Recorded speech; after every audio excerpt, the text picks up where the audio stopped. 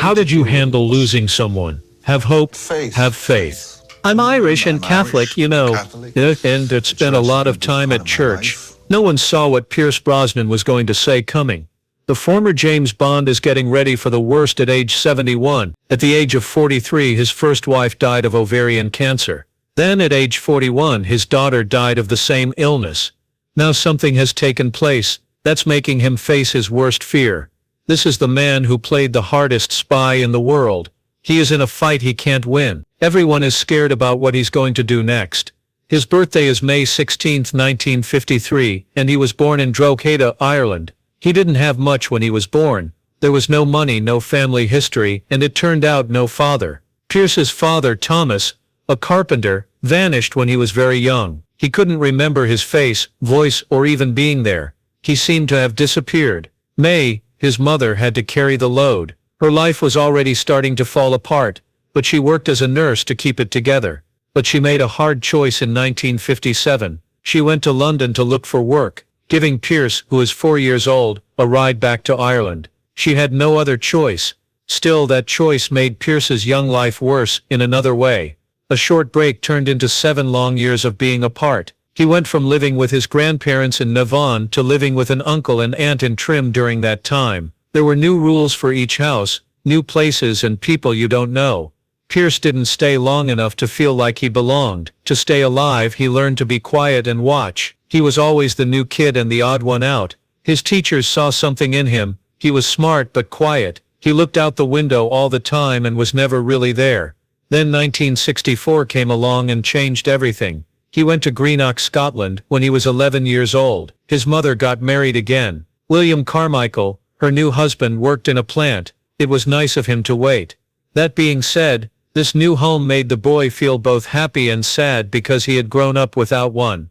Pierce was torn. He was mad and happy to see his mom again. She now had a new man in her life who wasn't his father. William tried anyway.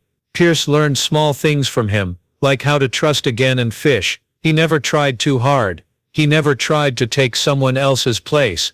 William took Pierce to the movies one day. The movie was Goldfinger, and it was 1964. As James Bond, Sean Connery lit up the screen, everything changed that night. Pierce also cared about Bond as a person. Pierce had never felt anything like him before. Bond was strong. Bond was sure of himself. Bond was in charge. Pierce also wished to be that way. Pierce did something brave when he was 16 years old. He quit London school and went to St. Martin's School of Art. He didn't have any money or a clear plan, but he was really interested in drawing. Frank Lloyd Wright and Lucian Freud were two people he really liked. It wasn't even on his mind to be an actor at that time. His main interests were drawing and designing. His friends came from wealthier homes, but he got by on toast and tea. His goal was to show that he belonged, but fate had other ideas. Pierce found a theatre school in South London by accident in 1971, while he was still studying art. He saw a fire eater getting ready to do his act. Pierce didn't leave. He asked if he could try. That one moment changed his whole path. The group noticed something about him. He was brave and had a natural presence. They asked him to join. He had never been on stage before, but now it all made sense. He had gone into a world of danger and beauty, just like James Bond. Not long after that, Pierce joined the Drama Centre Britain. He worked out more than ever for 3 years, from 1973 to 1976. It was tough at school. More than 60% of the kids quit. It was hard to be a teacher. They broke kids down to put them back together again. Some quit, some of them broke down. Pierce kept going though. He had extra jobs. He learned about Shakespeare. He even learned how to do mime and circus shows. Back then it was very expensive at £1,200 a year. Pierce didn't give up though. A play called Wait Until Dark gave him his first big break in 1976. The movie was a thriller, and Pierce played a figure that made people feel bad. The director thought there was something cold and disturbing about him. That edge worked. He played a brave character in Tennessee Williams's hard play The Red Devil Battery Sign the following year. The play didn't do well in the US, but Pierce brought it to life in London. His acting was praised by critics. All of a sudden people started to notice. He then went to movies. In 1980, he had a small part in The Mirror Cracked with Elizabeth Taylor that you might have missed. He was only shown for a short time. It was only £50, but it was something. In the same year he was in The Long Good Friday with Bob Hoskins and Helen Mirren. He played a small part in the IRA. The movie wasn't a big hit at first, but it became a cult favorite over time. There Pierce was, quietly making his way to fame. Pierce Brosnan wasn't well known outside of the UK in 1982. He had done some small roles on British TV and in the theatre, but nothing big. Then something strange happened. He went to try out for a small part on a new show called Remington Steele, not as the star but as someone who was killed. That might have been the end, just one but someone at NBC saw something good in him. They saw charisma, screen presence, and something that drew them in. So they called him back, but this time it wasn't for a small part, it was for the lead role. Everything changed because of that choice. A skilled American con artist in his 50s came up with the original plan for Remington Steele. He was 29 years old, young, Irish and not well known in the US. The makers did take a chance though. A lot of well-known American actors, more than 200 applied. Bruce Willis got the part. He almost lost the part because of his Irish accent. Executives were afraid that American watchers wouldn't accept a lead from another country, but as soon as he played the part, he was Remington Steele. People loved him because he was cool, smooth and mysterious. The show's first episode aired on October 1, 1982. Right away it was a hit. It was NBC's second most popular new show. 15.6 million people watched every week in its first year alone. But the ride wasn't easy. In fact, the show ended after its fourth season in 1986. Fans were very angry. They changed their minds. It came back for one more run. The last show aired in February 1987, and almost 26 million people watched it. It's not often that a show ends with such a great ending. Remington Steele made NBC more than $50 million a year just from ads when it was at its best. Another $200 million came in from sales in other countries. More than 80 countries watched the show. In America, something strange took place. The number of people applying for private detective licenses rose by 340% from 1983 to 1987. It was clear that Brosnan's cool and smart figure touched a nerve. Happiness did not come free though. Reviewers were already saying that Brosnan should play James Bond 2 months after the show began. Leisure Weekly said in January 1983 that he was the most Bond-like actor since Sean Connery. After only a few months, Bond director Albert Covey Broccoli got in touch. He looked around. He was also interested. By 1984, the rumors were flying everywhere. NBC got into it. Their ads gave off an air of Brosnan's secret agent vibe. TV Guide put him on the cover and asked, "Is he the next James Bond?" Anne Fleming, who is married to Ian Fleming, said in public that Brosnan looked and acted just like her husband had imagined Bond would look and act. At the same time, Brosnan was getting a lot of praise from critics. In the same year he was up for a Golden Globe for his part in Nancy Astor. It was only his second big TV part. He was up against greats like Anthony Hopkins and John Gielgud. After all that, Brosnan almost won. People who work in the field said he lost by only 3 votes. Even the real Astor family was impressed by how well he did, who had been against the series at first. His journey as James Bond wasn't going to be easy. Most people think that he was first asked to be Bond in 1985. Not true. He was actually in the running for the part in 1983, with A View to a Kill. Roger Moore wasn't sure if he wanted to be in another movie, but Pierce Brosnan was ready to go. They met on the set of For Your Eyes Only, in which Brosnan's wife Cassandra Harris had a small part. Broccoli looked at him and said, "He's my guy if he can act." But the studio got scared. Moore was offered a big reward of more than $3.5 million to pay it back. Again, Brosnan's shot was pushed back. After that, something even worse took place in 1986. There would be no more Remington Steele. But when word spread that Brosnan might be the next Bond, more people watched the show. NBC saw a chance. They undid the cancellation and asked for a short 5th season. Brosnan still had a job to do. He couldn't make Bond movies because of that. It was terrible. People used the recognition he got from being linked to James Bond against him. He was stuck. While he finished the last season of Remington Steele, the producers of Bond went on to other projects. The part went to Timothy Dalton. For both Brosnan and Bond, that moment changed everything. Brosnan had a friend named Dalton. He had to smile even though it hurt to lose the part. The Bond played by Dalton was edgier and rougher. Things did not go well. It failed to do well in the US, where it only made $34 million. Brosnan stood outside and he was aware that he could have brought something else. Fans call the years between 1986 and 1994 the lost years. But Brosnan didn't go away. He picked smart things. He played a British spy in the Cold War movie The Fourth Protocol, which came out in 1987. It wasn't Bond, but it was pretty close. A movie he was in was Nomads, 1986. Getting to show his range in a supernatural part. In Diet Coke ads, he even played a clean-cut hero in a tux. Just a little nod to James Bond. It was in the late 1970s that Pierce Brosnan met Cassandra Harris. She had already been working as an actor. Sandra Colleen Waits was born in Sydney in 1948. As soon as they met, there was a spark. Pierce had no plans to fall in love. He only liked how pretty she was. But something took place.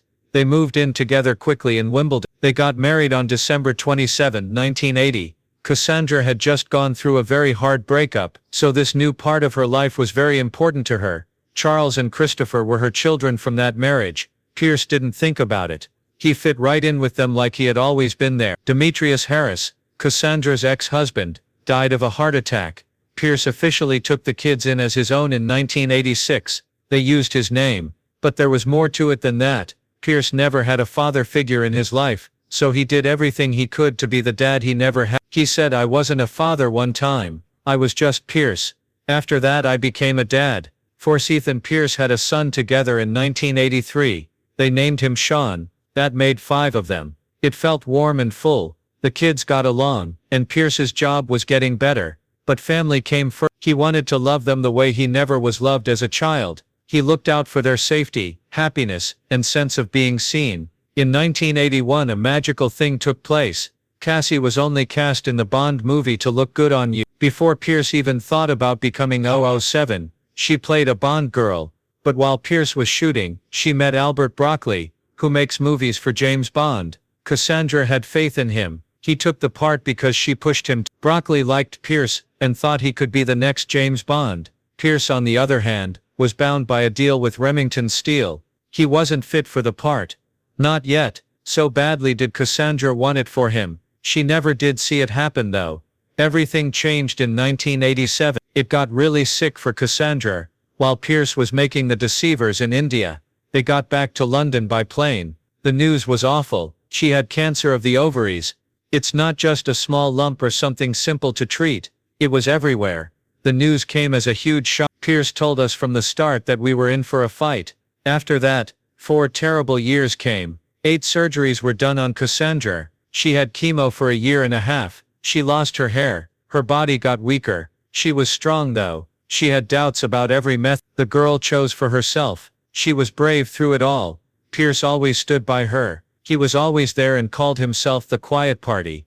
But he wasn't always able to do anything. When he was little, their son Sean would sometimes act like he was a doctor. It broke my heart. The cancer that killed Cassandra's mother had also killed her. It wasn't just bad luck. It was in the genes. That made things worse. They had to worry about Charlotte too now. Pierce began to push for early testing and education. He wanted to help other people, but it was too late for Cassandra. Her time was up in December 1991. Cassandra whispered to Pierce, "Please darling, don't worry," as they lay in bed one night. Pierce was very sad. This is just the end of a life.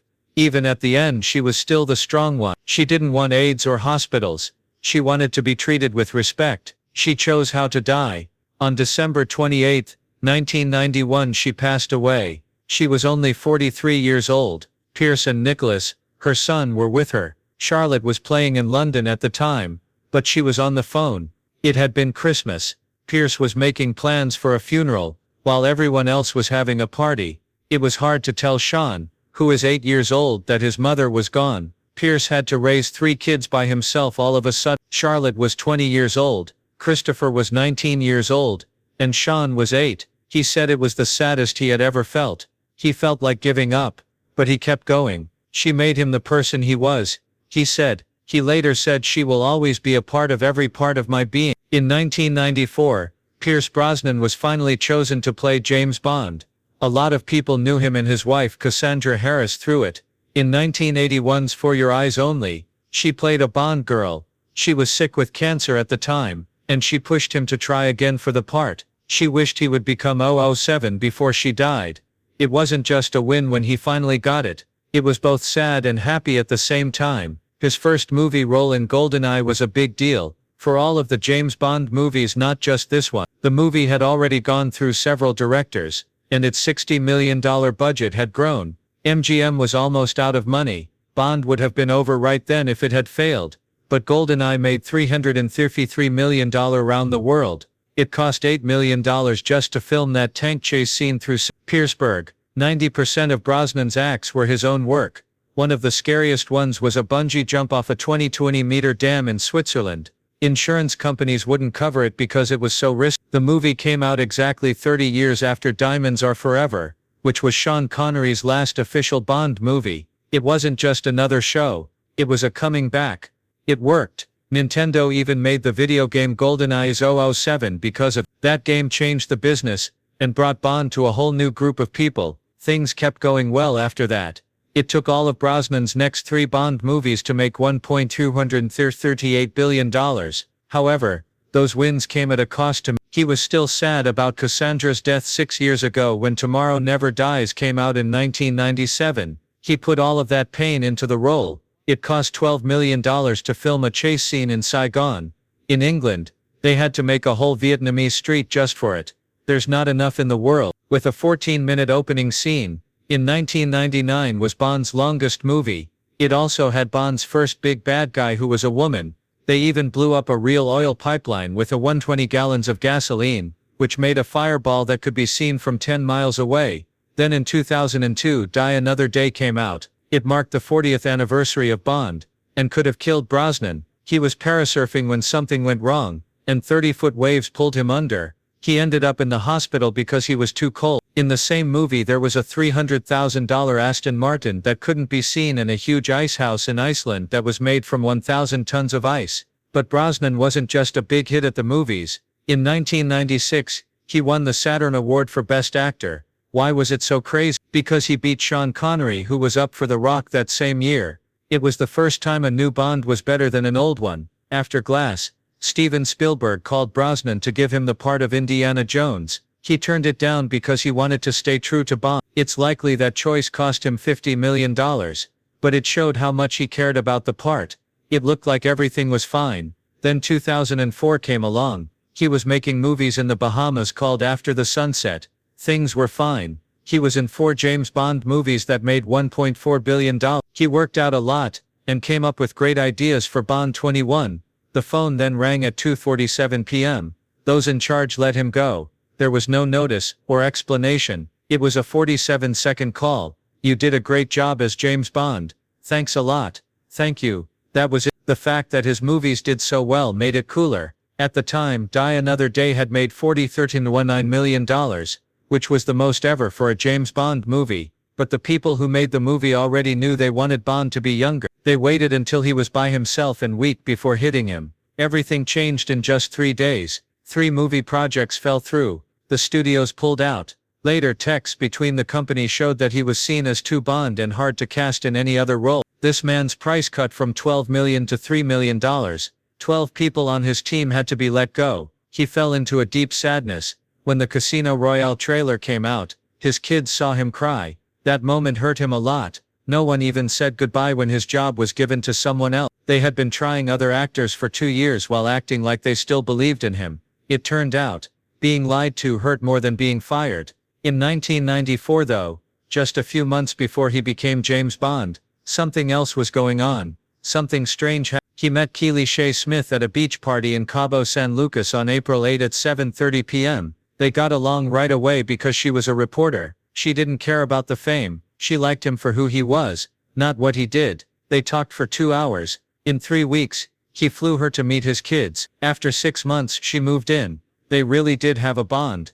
Over the years that friendship was the only thing he had when everything else fell apart. They got married in Ireland in 2001. It cost $2.3 million for the event took place at Ballintubber Abbey, a church that has been open for almost 800 years. There were only 100 people on the list, and Judi Dench and Liam Neeson were among them. Brosnan dressed in an Irish kilt. He cried when Keely walked down the aisle. She died in 2013 when she was only 41 years old. Her death wasn't just sad though. It was the third time in the same family that this dream had come true. Her grandma died of cancer of the ovaries. Both of her mothers had died when they were 43 years old. Now Charlotte, at the time of her death, she was 2 years younger than her mother. Charlotte put up a good fight. She fought the cancer that slowly spread inside her for 3 years. It is called the silent killer for a reason. Oral cancer. It's often too late by the time it's found. 1 in 7 women don't find out they have it until it's too late, when their chances of survival drop from 90% to as low as 20%, up to 30%. This girl was born in 1971. Dermot Harris, her real father, died, and Pierce Brosnan took her in as his own child in 1986. He named her after himself, loved her, and made room in his heart for her. No amount of love, though, could break the curse that had already killed 2 families. Pierce felt more than just sadness over the death of his daughter. It was seeing bad things happen over and over again in history. He lost his wife Cassandra to the same illness in 1991. She had 8 surgeries and chemotherapy for 18 months. Being able to watch someone you love slowly die was what he called life-changing. It changes everything in your life. The man told her, "You're dealing with death. Things change." Then Charlotte had the same thing happen to her 22 years later. Pierce stood on stage at the 2014 Stand Up to Cancer event and gave a speech from the heart. "It was a sad day when my first wife Cassie died of ovarian cancer." He said, "I held her kind, strong and beautiful hand. I also held the hand of my funny, wonderful daughter Charlotte before she did last year. This terrible disease was passed down and killed them.